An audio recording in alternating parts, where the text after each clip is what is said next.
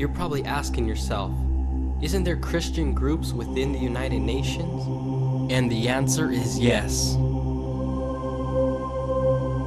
My religion, right or wrong, and my nation, right or wrong, must be abandoned forever in the planetary age. The form of the church of the New Age will remain the same. Thus, churchgoers are less likely to notice that there has been a change in the message. He says, the new spirituality does not reject the earlier patterns of the great universal religions. Priest and church will not disappear. They will not be forced out of existence in the New Age. They will be absorbed into existence of the New Age.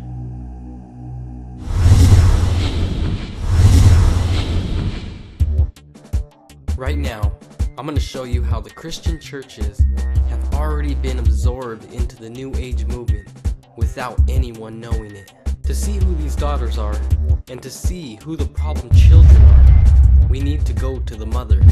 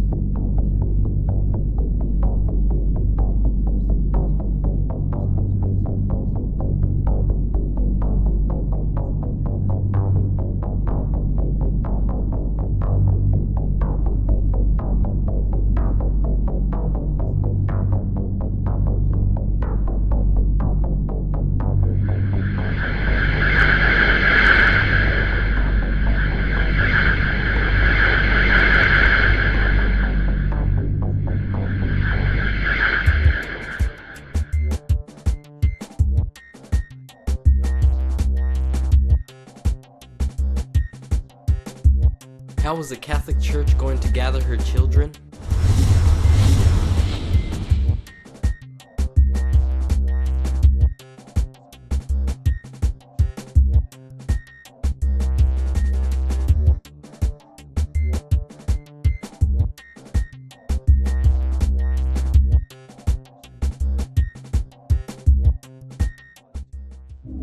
Now, before I show you if the ecumenical movement has worked on the churches, I first want to show you the churches that believed that the Pope was the Antichrist.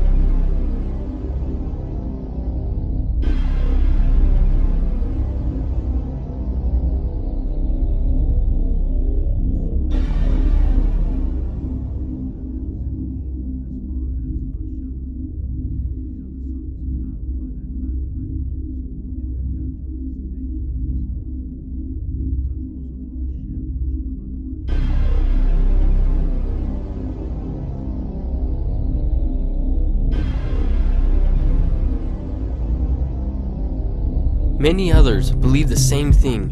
Wycliffe, Tyndale, Luther, Calvin, Cranmer, the translators of the King James Bible, and the men that published the Westminster Baptist Confession of Faith. These men, among countless others, all saw the office of the papacy as the Antichrist. Do you remember what priest J. Cornell said? The final objective of ecumenism as Catholics conceive it, is unity in faith worship and the acknowledgement of supreme spiritual authority of the Bishop of Rome. Now, to find out if the ecumenical movement is working, we need to go back into time.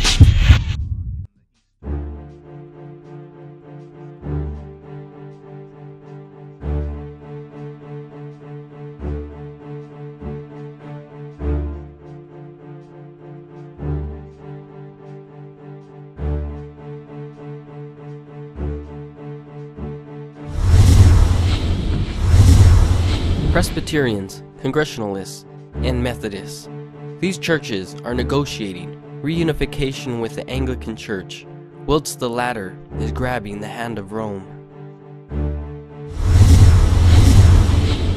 In 1975, the Protestants and the Roman Catholics issued the First Common Catechism. Now, what does this catechism say?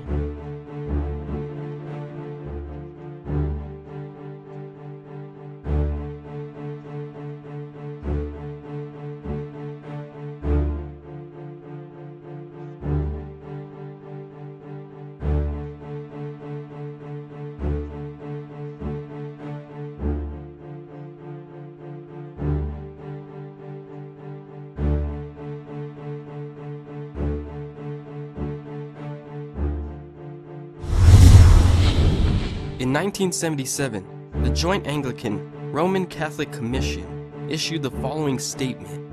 It seems appropriate that in any future union, a universal primacy, such as has been described, should be held by the Roman See.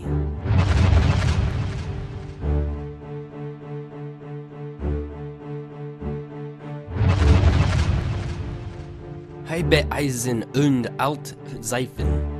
These bones of contention, and they decided that Pope is no longer Antichrist.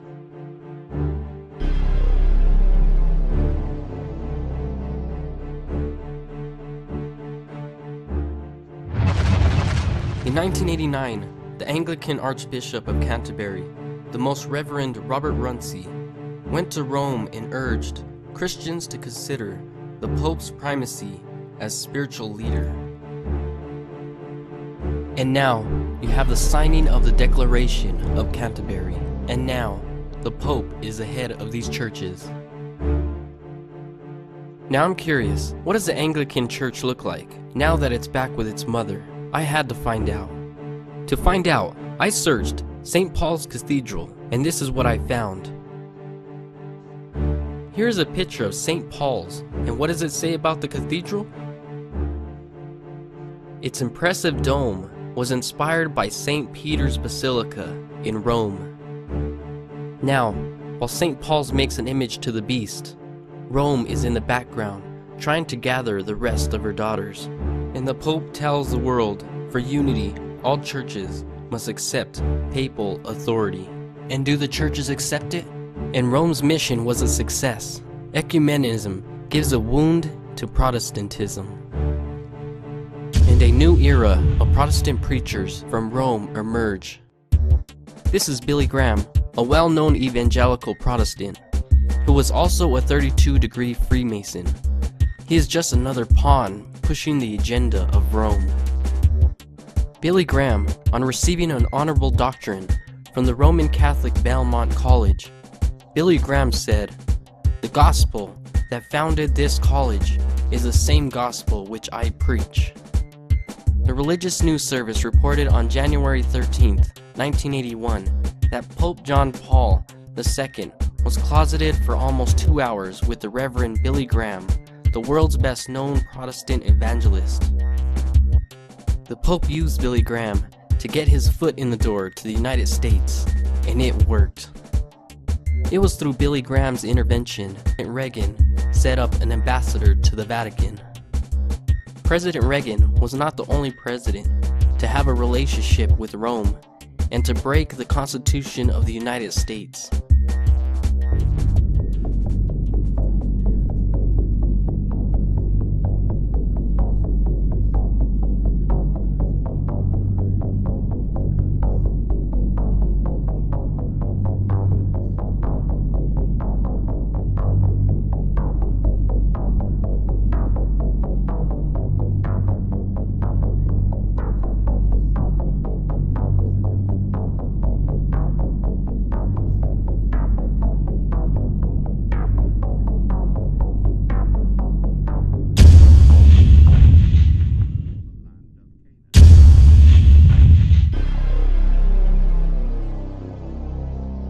There was one president who had the strength and courage to stand up against Rome. His name was John F. Kennedy. Morning crime guide in our newsroom, and there has been an attempt, as perhaps you know now, on the life of President Kennedy.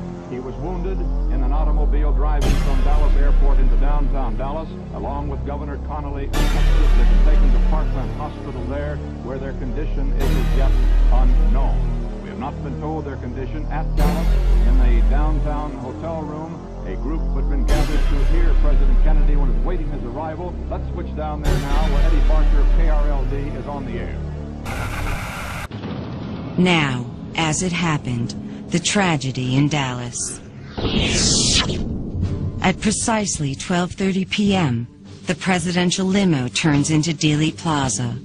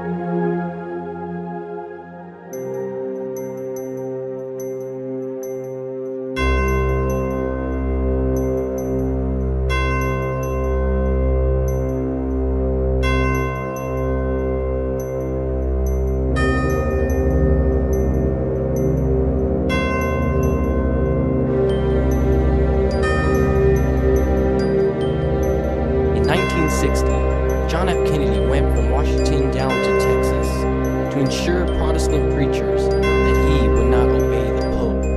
In 2001, George Bush came from Texas to Washington to assure a group of Catholic bishops that he would.